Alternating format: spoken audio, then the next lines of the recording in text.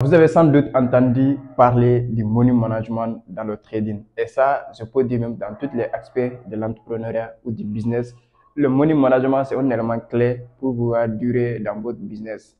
Alors, dans cette vidéo, on va aborder cette thématique pour éclaircir les choses, pour faire comprendre les gens comment vous pouvez vous comporter sur le marché afin de durer sur le marché. Parce que les gens prétendent venir sur le trading, se faire de l'argent et ensuite partir. Et telle est la mauvaise perception du trading.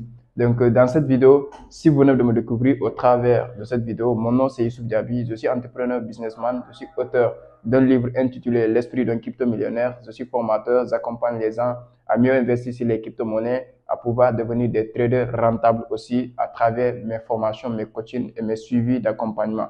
Alors, dans cette chaîne, on parle de l'entrepreneuriat, on parle de business, on parle du trading en général et de l'investissement en crypto. Alors, si toutes ces thématiques te parlent, restez abonné, activez la cloche de notification pour ne pas manquer éventuelles vidéos que nous partageons les mardis et les vendredis.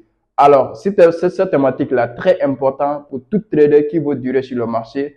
Et il est important que vous regardez cette vidéo jusqu'à la fin afin de pouvoir avoir la vraie notion du money management, pour pouvoir vraiment être rigoureux envers votre capital, pour pouvoir rester sur le marché. Alors, après l'intro, on va aborder le thématique.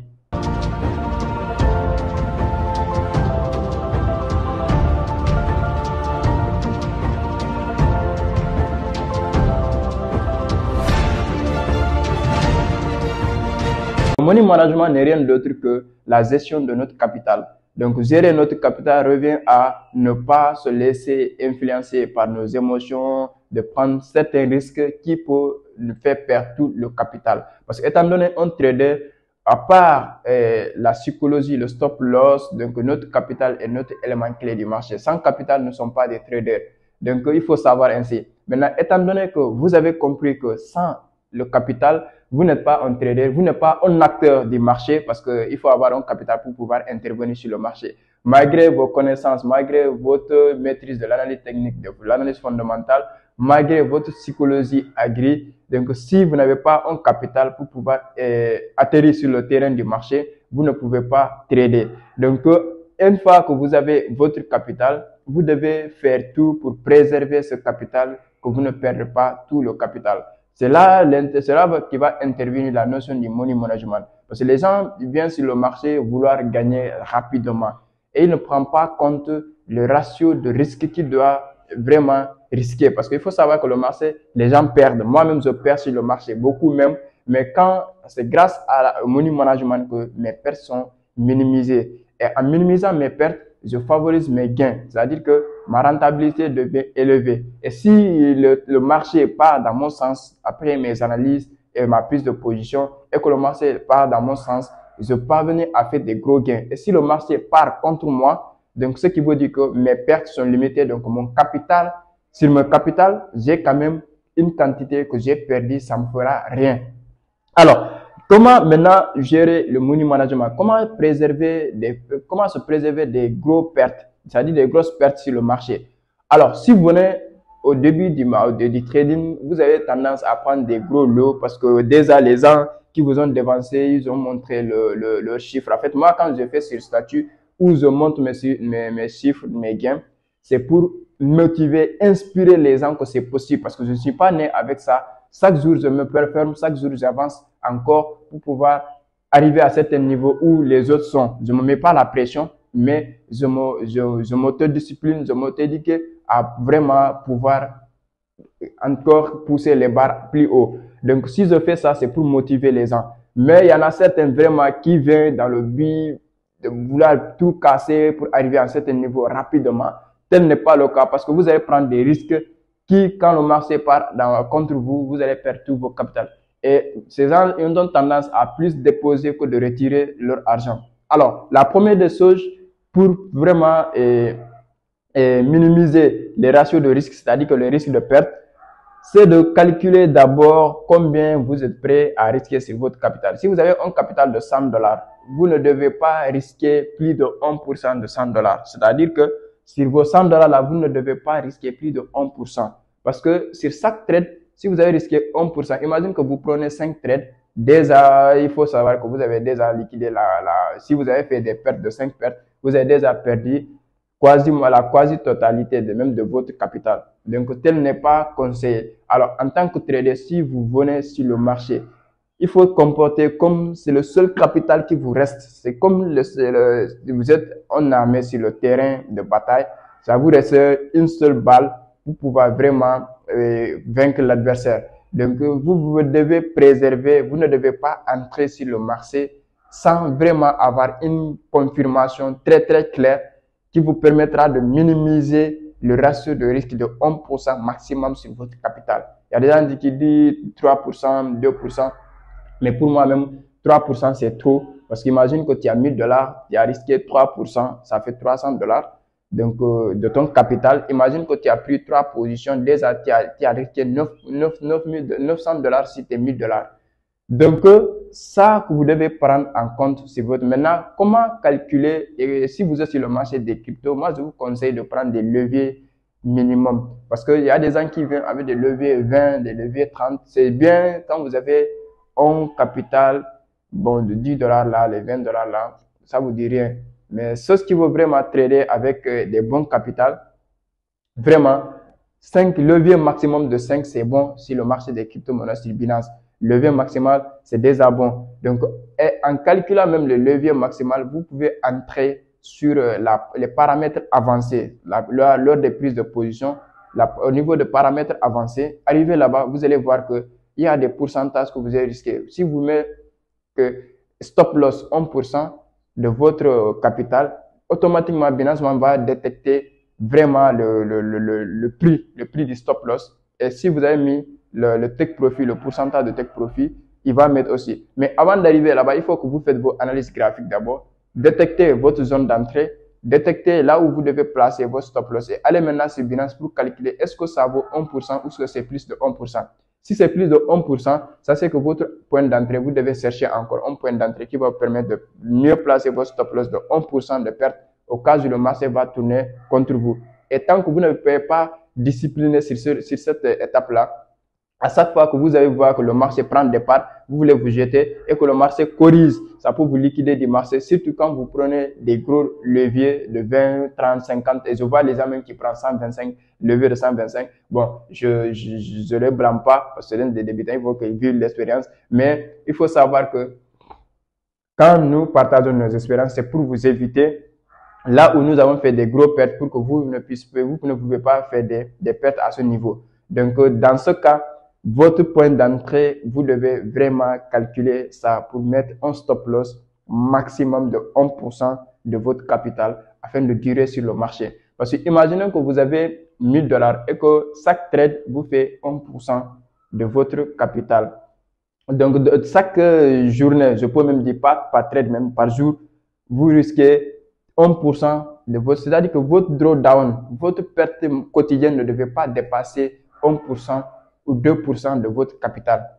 Si vous avez atteint ce seuil de perte, vous devez clôturer votre trade ce jour-là et passer à autre chose. Et maintenant, vous avez vous rafraîchir la psychologie, l'émotion et revenir commencer à zéro pour pouvoir mieux trader, ne pas penser les pertes de la dernière fois. Vous allez trader mieux pour pouvoir récupérer les pertes de pas en mode vengeance, mais dans le but de restituer ton capital d'abord afin de mieux trader encore plus. Donc, tant que vous n'avez pas ça dans votre esprit, vous n'avez pas misé ça dans votre psychologie, vous allez vouloir à chaque fois amener 100 $, déposer, perdre une semaine, après repartir encore chercher des capitaux, revenir déposer, vous allez donner ça aux gens comme ça. Vous ne serez jamais rentable sur le marché. Donc, raison pour laquelle je vous suggère vraiment à maîtriser le money management. Voilà, pour ceux qui sont dans la formation qui va débuter le 1er mai, ils vont en bénéficier vraiment des contenus très, très calés qui vont leur aider à devenir des acteurs aguerris du marché, parce qu'on va parler de la psychologie, on va parler du money management, on va parler de l'analyse technique, on va parler de l'analyse fondamentale, et je crois que ce sont les bases pour devenir un trader rentable et devenir un trader serein sur le marché. Alors, après le stop loss, le point d'entrée, j'espère que si vous avez maîtrisé votre point d'entrée, parce que j'ai toujours dit aux gens que le point d'entrée, c'est le plus important sur le marché. Ce n'est pas la position du take profit, la position du stop loss, parce que tous ces deux-là dépendent de votre point d'entrée. Là où vous êtes entré, c'est ce qui va définir si vous avez attaché votre ceinture de sécurité, qui est votre stop loss, votre bouclier, et que le capital étant votre arme pour combattre sur le marché, et le take profit, c'est pour atterrir la zone de victoire. Donc, tant que vous n'avez pas ces deux choses vraiment que vous devez travailler, comprendre quand est-ce que vous devez entrer, surtout avec les chandeliers, parce qu'on a tendance à vous dire qu'après avalement, vous devez prendre position, mais derrière ça, il y a aussi des codes que vous devez déchiffrer. Quand un avalement s'est passé, à quel moment je devais placer mon buy limit, à quel niveau je devais placer mon point d'entrée pour avoir placé mon stop loss bien calé. Alors, dans la formation 3.0 de Eagles, donc on va démarrer le 1er mai. Donc, tous ceux qui sont dans ce programme-là, préparez-vous, soyez déterminés. Je ne vous vends pas de rêve ici parce que votre réussite dans cette formation dépend de votre détermination, votre niveau de détermination. Je ferai tout pour vous inspirer à un niveau élevé, mais je vous assure que je vous prie aussi d'être à la hauteur, de pouvoir travailler dur pour avoir des résultats que je cherchais envers vous. Je vous donnerai tout ce qui est à ma possession. Je ferai tout pour vous inspirer. Je dis que la motivation, c'est temporaire, mais l'inspiration est plus puissante. Je ferai tout pour vous inspirer. Je vous amener à un niveau que vous n'avez droit même pas à négliger le contenu que je vais vous donner. Donc, vous allez prendre au sérieux. Je vous donne quelques mois et je peux dire quelques mois de travail intense. Vous allez voir que vous allez comprendre les codes du marché et vous serez maintenant inspiré, motivé maintenant à vouloir devenir des traders rentables. Parce que là, à ce niveau-là, dès que vous avez l'information, dès que vous avez un suivi, là, ça va faire l'affaire. Donc, prenez-le ainsi, votre point d'entrée, votre stop loss, il faut que vous calculez. Alors, si vous venez sur le marché du Forex, il faut que vous preniez en compte des lots. Parce que chaque actif aussi a un lot minimum et un lot maximal que vous devez comprendre. Donc, si vous venez sur le marché des cryptos, avec Bitcoin, par exemple, si vous venez sur le marché MT5, si vous venez sur MT5 pour trader sur le Bitcoin, vous allez voir que le lot là-bas, il peut tourner autour de 0,1 à 5. Maintenant, intervalle selon votre capital. Combien vous devez prendre, le lot de combien vous devez prendre. Et là, vous pouvez partir au niveau de MyFXBooks pour calculer la taille de votre position. Si c'est les devises, vous pouvez aussi calculer la taille de votre position, combien vous devez risquer sur votre capital. Et là, ce calcul va vous permettre de voir à quel moment, quel lot vous devez prendre, quel stop loss, à quel niveau vous devez placer votre stop loss afin de vraiment pouvoir minimiser les ratios de risque. Parce que vous ne pouvez pas avoir un capital de $100 et pouvoir prendre un lot de 1, un lot de 2. C'est pas possible. Même les gens qui ont des capitals de $100 000, le lot de 1, 2, c'est déjà bon. Mais plus de lot de 1 ou de lot de 5, c'est risqué en fait. Donc, parce que tu imagines que le lot de 5, tu prends le lot de 5, avec un capital de 100 000 francs, $100 000, tu risques 1%, déjà, tu as risqué $5 000. Donc, c'est que les gens devaient comprendre. Donc, parce que tu as multiplié les 1% par 5. Et là, ça te donne $5 000.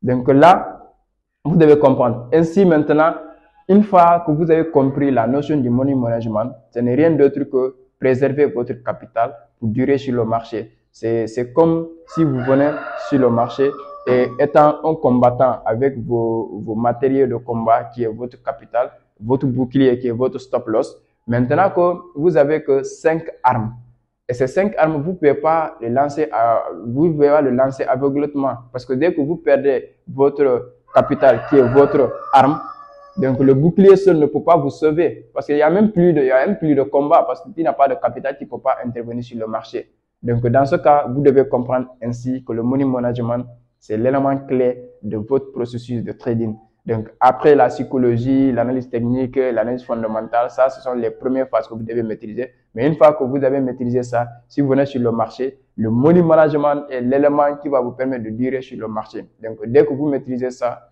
cela maintenant va vous aider à devenir des traders vraiment respectés sur le marché. Et vous allez durer sur le marché, vous allez faire le trading de votre métier. Ça ne sera pas un passe-temps où vous devez donner une semaine, partir, revenir au mois encore, repartir. Vous serez sur le marché parce que vous avez un capital pour jouer sur le marché, trader, faire des gains, encaisser des pertes en minimisant les ratios de risque. et des ratios de reward, ainsi de suite. Donc, dans ce cas, j'espère que cette vidéo va vous aider vraiment à travailler sur votre money management. Et avec les autres vidéos que vous avez fait, les 3 facteurs, c'est-à-dire le facteur fondamental, technique et psychologique, en plus de cette vidéo de la money management, ça va vous aider dans votre trade.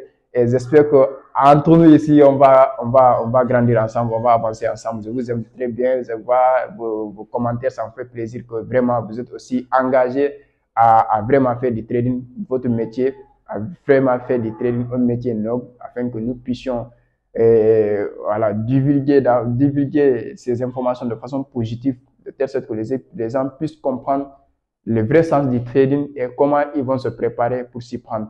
Donc, on se dit à très bientôt. N'oublie pas de liker, n'oublie pas de laisser votre commentaire sur, en bas. Donc, n'oublie pas de partager aussi au maximum de votre entourage pour le faire comprendre que le trading n'est rien d'autre qu'un métier du 21e siècle. Donc, depuis le 20e siècle même, ça existait. Sauf que nous ici, bon, on n'avait pas accès. Mais grâce à l'Internet aujourd'hui, tout le monde peut y accéder, tout le monde peut apprendre, tout le monde peut vivre du trading aussi.